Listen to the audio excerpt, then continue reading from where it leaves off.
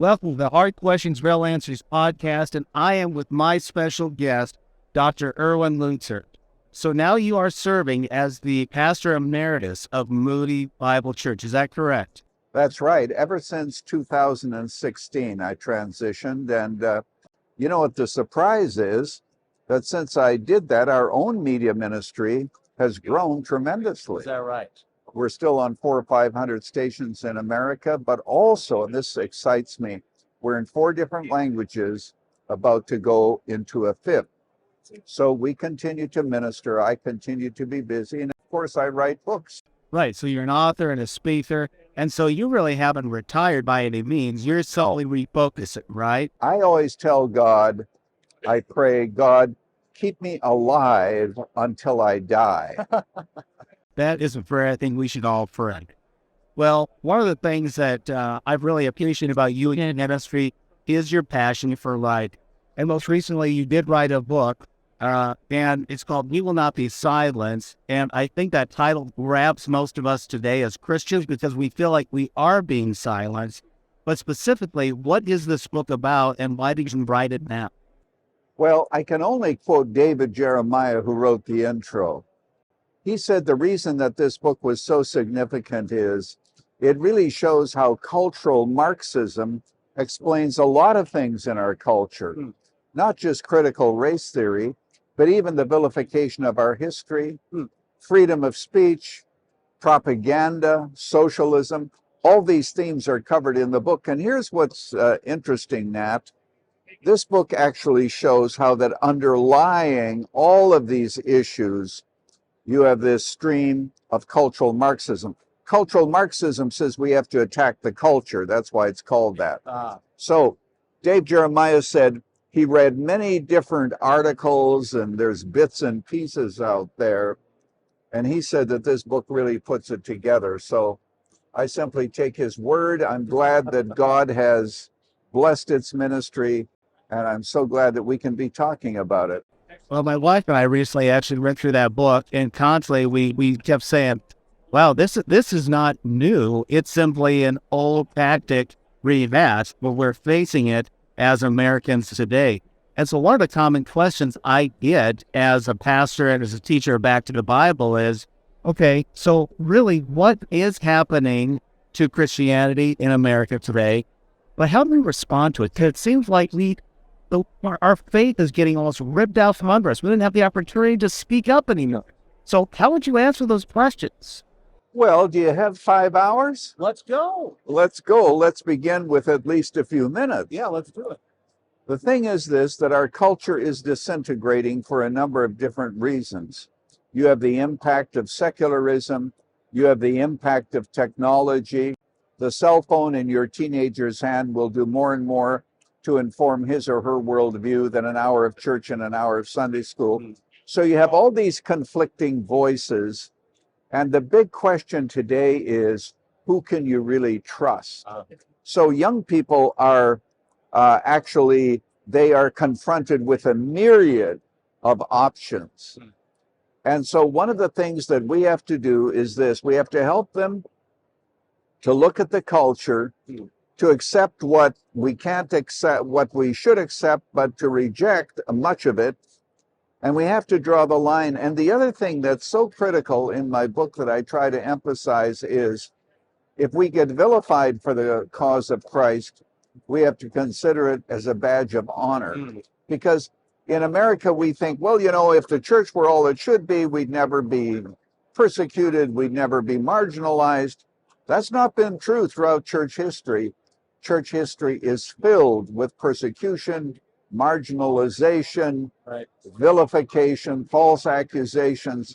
So we have to step to the plate, and we have to take our responsibility to represent Christ clearly. Now, here's what some Christians say. They say, well, you know, we can't win the culture, and I agree that we can't win it back, probably. But so what difference does it make? My point, I didn't write the book so much to reclaim the culture as I wrote it to reclaim the church. Because even if we can't change the culture, and the early church proved this too, the seven churches of Revelation. Right. They didn't change their culture, but Jesus was urging them to remain faithful wherever they found themselves. Right. And that, of course, is my heart and my desire, even as we talk about these matters. Well, obviously, you spent a lot of time in the church, pastoring a church. I spent 5 years as a teaching pastor at a church in Lincoln, Nebraska. Warren Wiersbe, who I think you may or may not have known, right? Yes. And he became a personal friend and mentor. But one of the challenges I had was people, even inside the church, they view the church as less and less of an authority, and the body as less and less of an authority. So what encouragement, what advice would you give to pastors today who are struggling with getting people to engage God's word, to believe it is? Well, what we have to do is to give them good reasons to believe, but it's more than that. Okay. When Jesus said, "He who has an ear to hear, let him hear," we read that and we say, well, everybody we know has ears. Right. It is really their hearts. We listen more with our hearts than we do our minds. And one of the reasons that the authority of the Bible is being undermined is because of the fact that so many people don't want to listen to it. It is contrary to human desire. So the Apostle Paul said this, that in the end time, there are going to be those who bring to themselves teachers, false teachers, who exploit, I'm writing a paraphrase here now, their desires. So we have desire-driven theology. That's why you have churches, of course, that bow to the LGBTQ community agenda. Right. And they don't realize that they're doing this because of a false view of love. I point out in the book that love can be evil. Yes. Adam and Eve, when they fell in the garden, they didn't stop loving. They just started to love all the wrong things. Lovers of pleasure, lovers of money, lovers of self. So just because something is loving does not make it right. So here's the issue that we need to confront in today's culture.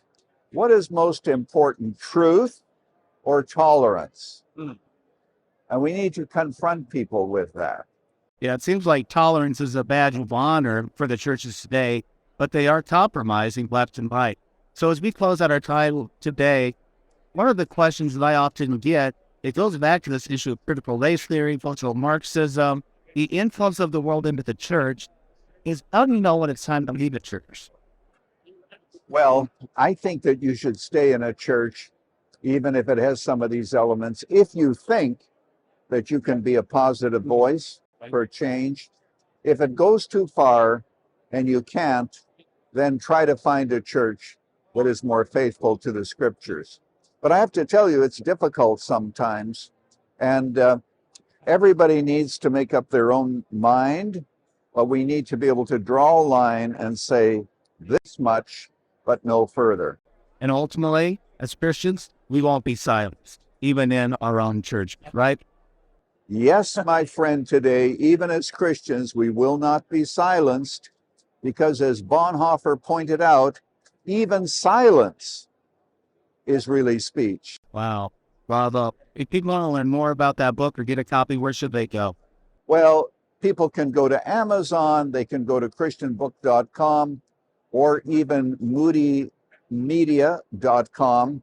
And in these ways, the book is widely available across many different platforms. Dr. Lutzer, would you mind coming back on our show again? That'd be great. Wonderful. We'll have you on again. Thank you guys for listening and watching.